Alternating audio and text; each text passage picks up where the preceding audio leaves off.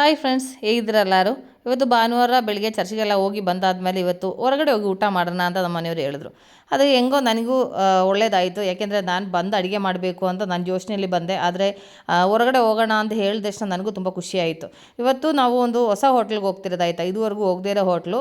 ನನ್ನ ಮಗ ಒಂದು ಫ್ರೆಂಡ್ಸ್ ಎಲ್ಲ ಹೋಗಿದ್ದಾರೆ, ಅಲ್ಲಿ ಊಟ ಚೆನ್ನಾಗಿದೆ ಅಂತ ಅಂದ. ಅದಕ್ಕೆ ಸರಿ ಹೋಗಲಿ, ಅಲ್ಲೇ ಹೋಗೋಣ ಅಂತ ಇವತ್ತು ನಾವು ಇಲ್ಲಿ ಬಂದಿದ್ದೀವಿ. ಇದು ಬಂದಿರೋದು ಸಪ್ತಗಿರಿ ಹಾಸ್ಪಿಟಲ್ ಹತ್ರ ಹೆಸರಘಟ್ಟ ರೋಡಲ್ಲಿ ಇರೋದಾಯ್ತಾ. ಇಲ್ಲಿ ನಾವು ಈ KFC ಇದ್ರದ್ದು ಪಕ್ಕ ಕಾರ್ ಪಾರ್ಕ್ ಮಾಡಿಬಿಟ್ಟು ಹೋಗ್ತಾ ಇದ್ದೀವಿ. ಯಾಕೆಂದರೆ ರೋಡ್ ಸೈಡಲ್ಲೆಲ್ಲ ಪಾರ್ಕ್ ಮಾಡಿಬಿಟ್ರೆ ನಮಗೆ ಕಷ್ಟ ಆಗುತ್ತೆ. ಇಲ್ಲಾದರೆ ಪೇಯಾನ್ ಪಾರ್ಕ್ ಅಂತಿತ್ತು, ಅದಕ್ಕೆ ಅಲ್ಲೇ ಗಾಡಿ ನಿಲ್ಲಿಸಿದಾಯ್ತಾ. ಇದು ಬಂದು ಶರೀಫ್ ಬಿರಿಯಾನಿ ಅಂತ ಇದ್ರದ್ದು ಹೆಸರು. ಎಲ್ಲರೂ ನೋಡಿರ್ಬೋದು, ನಾವು ಹೆಸರಘಟ್ಟ ಮೇನ್ ರೋಡಲ್ಲಿ ಹೋಗುವಾಗ ಇದು ಕಾಣುತ್ತಲ್ಲ, ಇದ್ರದ್ದು ಮೇಲ್ಗಡೆನೇ ಇದು ಇರೋದಾಯ್ತಾ. ಹಾಗೆ ನಾವು ಇಲ್ಲಿ ಒಳಗಡೆಗೆ ಬಂದಿದ್ದೀವಿ. ಹೋಟೆಲ್ ನೋಡೋಕ್ಕೆ ತುಂಬ ಚೆನ್ನಾಗಿದೆ, ಆದರೆ ತುಂಬ ಜಾಗ ಎಲ್ಲ ಇಲ್ಲ, ಸ್ವಲ್ಪ ಲಿಮಿಟೆಡ್ ಪ್ಲೇಸಸ್ಸೇ ಇರೋದು. ಆದರೆ ನಮಗೆ ಒಳಗಡೆ ಹೋಗಿ ನೋಡೋಣ. ನಾವು 5 ಜನ ಇದ್ದೀವಿ, 5 ಜನಕ್ಕೆ ಕೂತ್ಕೊಳ್ಳೋಕ್ಕೆ ಜಾಗ ಇದೆಯಾ ಅಂತ ನೋಡೋಣ. ಒಳಗಡೆ ಹೋದರೆ 5 ಜನಕ್ಕೆ ಕೂರೋಷ್ಟು ಜಾಗ ಇಲ್ಲ ಆಯಿತಾ. ಅದಕ್ಕೆ ವಾಪಸ್ ಇಲ್ಲೇ ವೆಯ್ಟ್ ಮಾಡ್ತಾ ಇದ್ದೀವಿ. ಇನ್ನೂ ಒಂದು 5 ಜನಕ್ಕೆ ಕೂತ್ಕೊಳ್ಳೋ ಅಷ್ಟು ಜಾಗ ಸಿಕ್ಕಾದ್ಮೇಲೆ ಕೂರೋಣ ಅಂತ. ಅದಕ್ಕೆ ನಾನು ಸುಮ್ಮನೆ ನಿಮಗೊಂದು ಸೈಡ್ ವ್ಯೂ ಕೊಡ್ತಾ ಇದ್ದೀನಿ. ಹೋಟ್ಲ್ ಒಳಗಡೆ ತುಂಬ ಕಾಮಾಗಿದೆ ಆಯಿತಾ, ತುಂಬ ಚೆನ್ನಾಗಿದೆ. ಸ್ವಲ್ಪ ಹೊತ್ತು ನಾವು ನಿಂತ್ಕೊಂಡು ವೆಯ್ಟ್ ಮಾಡಿದೆ. ಆಮೇಲೆ ಟೈಮ್ ಎಷ್ಟೊತ್ತಾಗುತ್ತೆ ಏನೋ ಅಂತ ಗೊತ್ತಿಲ್ಲ, ಯಾಕೆಂದರೆ ಒಂದು 5 ಜನಕ್ಕೆ ಕೂರೋಷ್ಟು ಜಾಗ ಸಿಕ್ಕಿದ್ರೇ ಆಗೋದು ಅಂತ ಇಲ್ಲಿ ವೆಯ್ಟ್ ಮಾಡ್ತಾ ಇದ್ದೀವಿ. ಅದಾದಮೇಲೆ ಸ್ವಲ್ಪ ಹೊತ್ತು ಕುತ್ಕೊಂಡು ವೆಯ್ಟ್ ಮಾಡೋಣ ಅಂತ ಮತ್ತೆ ಈ ಸೈಡಲ್ಲಿ ಕುತ್ಕೊಂಡ್ಬಿಟ್ಟಾಯ್ತಾ. ಅಲ್ಲಿ ಒಂದು ಫ್ಯಾಮ್ಲಿ ನಾವು ಬರೋವಾಗಲೇ ಎದ್ದೇಳೋ ಒಂದು ಸಿಚುವೇಶನ್ ಇತ್ತು. ನಾವು ಈಗ ಅವ್ರು ಎದ್ದೇಳ್ತಾರೆ ಅಂತ ನಾವು ಕಾಯ್ತಾ ಇದ್ದೀವಿ. ಆಮೇಲೆ ಕೊನೆಗೆ ಹೆಂಗೋ ಅವ್ರು ಎದ್ರು. ಅದಾದಮೇಲೆ ನಾವು ಅದೇ ಸೀಟಿಗೆ ನಾವು ಬಂದು ಕೂತಿದ್ದೀವಿ. ಅದು ಸೈಡ್ ಸೀಟ್ ಸಿಕ್ಕಿರೋದ್ರಿಂದ ನಮಗೆ 5 ಜನಕ್ಕೆ ಆರಾಮಾಗಿ ಕೂತ್ಕೊಳ್ಳೋಕೆ ಜಾಗ ಆಗುತ್ತೆ. ಒಂದು 5 ಜನ 6 ಜನ ಕೂತ್ಕೋಬೋದು ಆಯಿತಾ. ನಾವಿಲ್ಲೀಗ 5 ಜನ ಕೂತಿದ್ದು. ಅದಾದಮೇಲೆ ಅವ್ರು ಬಂದರು, ಏನು ಫುಡ್ ಆರ್ಡ್ರ್ ಮಾಡೋದು ಅಂತ ಕೇಳಿದೆ. ಅದಕ್ಕೆ ಒಂದು ಮೆನು ಅವ್ರು ತೋರಿಸಿದ್ರು. ಇದು ಬಂದು ಒಂದು 5 ಜನ 6 ಜನಕ್ಕೆ ಆರಾಮಾಗಿ ತಿನ್ಬೋದು ಆ ಥರದ್ದೊಂದು ರೆಸಿಪಿ. ಅದರಲ್ಲಿ ರೈಸು, ಚಿಕನು, ಮೊಟ್ಟೆ ಎಲ್ಲ ಇರ್ತದೆ. ಅದಕ್ಕೆ ಹೋಗಲಿ ಅದೇ ಆರ್ಡ್ರ್ ಮಾಡೋಣ ಅಂದ್ಬಿಟ್ಟು ನಾವು ಅದೇ ಆರ್ಡ್ರ್ ಮಾಡಿದೆ ಆಯಿತಾ. ಅದ್ರ ಜೊತೆಯಲ್ಲಿ ಕಾಂಬೋ ಆಫರ್ ಅಲ್ವಾ, ಅದ್ರ ಜೊತೆಯಲ್ಲಿ ಜ್ಯೂಸು, ಪಾಯಸ ಆ ಥರ ಎಲ್ಲ ಇರ್ತದೆ. ಅದಕ್ಕೆ ನಾವು ಅದೇ ಆರ್ಡ್ರ್ ಮಾಡಿದ್ದು. ಅದಾದಮೇಲೆ ಮಟನ್ದೊಂದು ಐಟಮ್ ಆರ್ಡ್ರ್ ಮಾಡಿದ್ದೀನಿ ಆಯಿತಾ. ಯಾಕೆಂದರೆ ಅದು ಇದುವರೆಗೂ ನಾವು ತಿಂದೇ ಇರೋದು, ಅದಕ್ಕೆ ಆರ್ಡ್ರ್ ಮಾಡಿದ್ದೀನಿ. ಅದು ಬಂದಾದಮೇಲೆ ನೋಡೋಣ.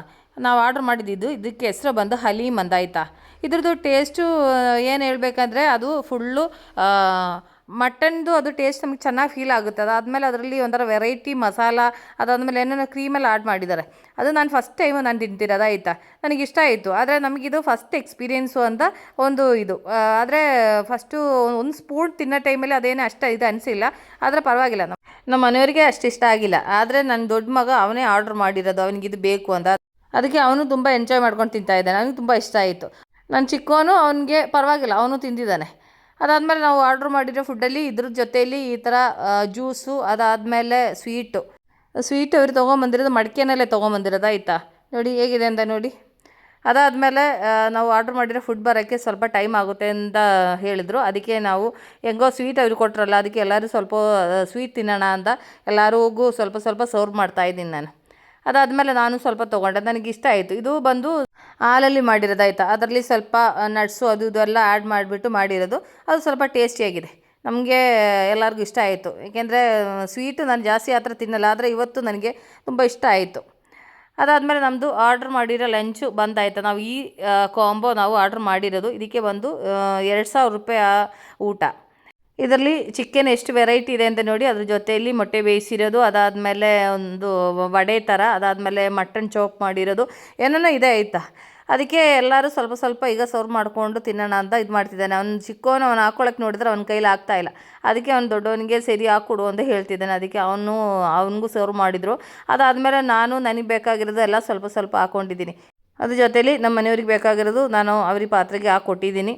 ಅದಾದಮೇಲೆ ನಾನು ಎಲ್ಲದಿಂದ ಸ್ವಲ್ಪ ಸ್ವಲ್ಪ ಚಿಕನು 4-5 ವೆರೈಟಿ ಇದೆ, ಅದಕ್ಕೆ ಎಲ್ಲದಿಂದ ಒಂದೊಂದು ಪೀಸು ತೊಗೊಂಡಿದ್ದೀನಿ. ಎಲ್ಲದು ಟೇಸ್ಟ್ ನೋಡಬೇಕು ಅಂತ ಆಯಿತಾ.